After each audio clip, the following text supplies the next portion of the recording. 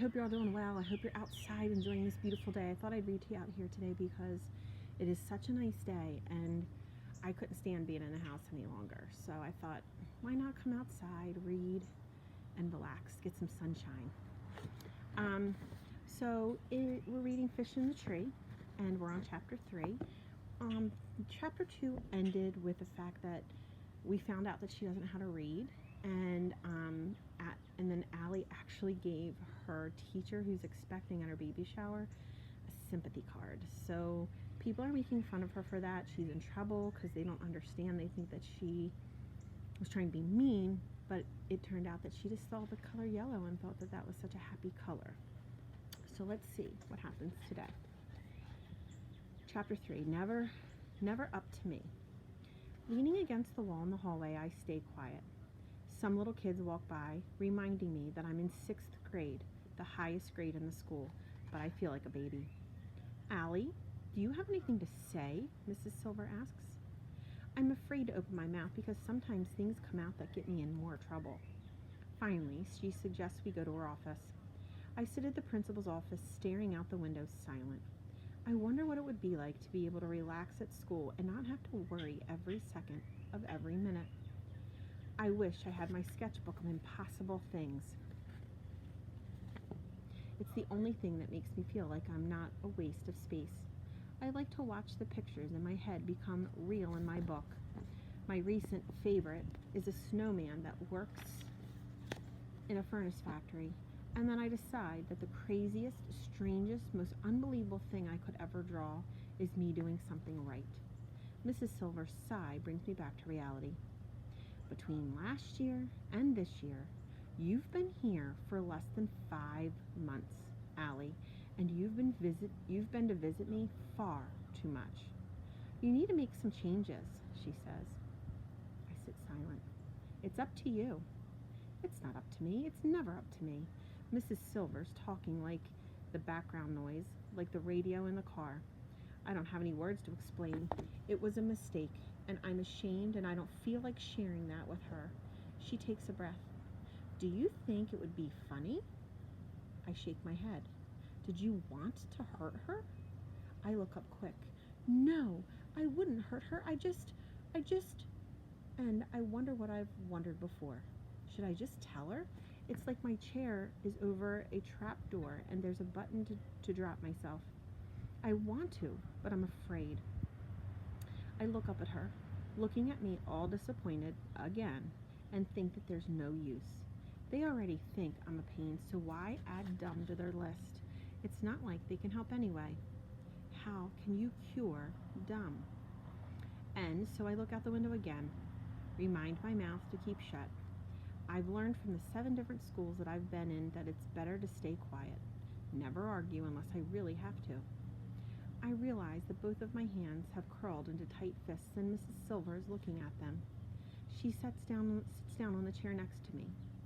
Allie, sometimes it seems that you just want to get in trouble. She leans forward a bit. Do you? I shake my head. Come on, Allie, tell me what's going on. Let me help you. I look at her quick and then away. I mumble, no one can help me. That's not true. Will you please let me try? She points at the poster on the wall. Can you read that for me, please? She says, out loud. The poster shows 2 hands reaching for each other. Great, probably some sappy saying about friends or sticking together or whatever, and I don't even have any friends. Come on, Allie, read it for me, please. The letters on the poster look like black beetles marching across the wall. I could probably figure most of them out, but I need a lot of time. And when I'm nervous, forget it. My brain goes blank like an Etch-a-Sketch, turned upside down and shaken, gray and empty. Well, what does it say? She asks again. I don't need to read it to you. I get it, I say, trying to bluff, staring her dead in the eyes. Believe me, I know all about it already. I don't know about that, kiddo. I think you might need to work on that a bit. I wish I knew what the poster said. I don't look at it, though. Then she'll want me to talk about it more. The bell rings. Mrs. Silver rakes her hair with her fingers.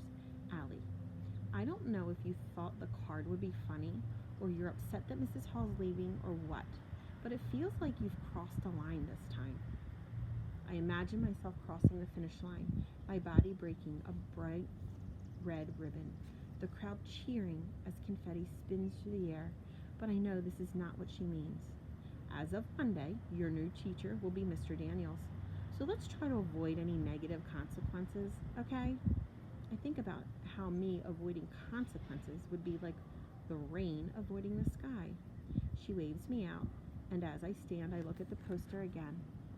I wish I knew what it was I should learn because I wish I knew what it was that I should learn because I know that I should know a lot more than I actually do. She sighs as I leave her office, and I know she's tired of me. Even I'm tired of me.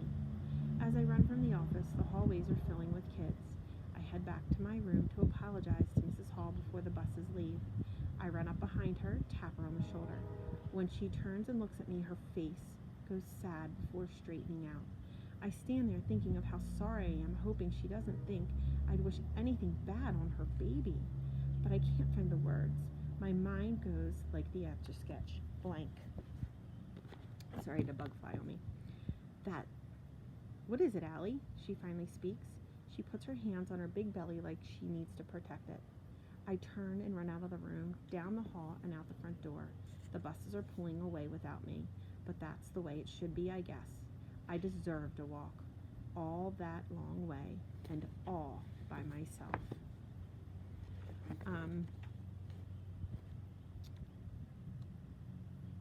So I wonder who the first person Allie's going to actually tell about the disability of not being able to read. And it makes me sad to think that she doesn't have anybody to trust, because as teachers, we always want to make sure that you students know and understand that you can trust us and we're always here to help you and that we care for you. So hopefully Allie will figure that out and know that, there is someone in that school and they all care about her and they all want to help her, and hopefully she can find somebody she feels that she can trust. Alrighty guys, tomorrow's chapter 4. Get outside, enjoy the sun, take care.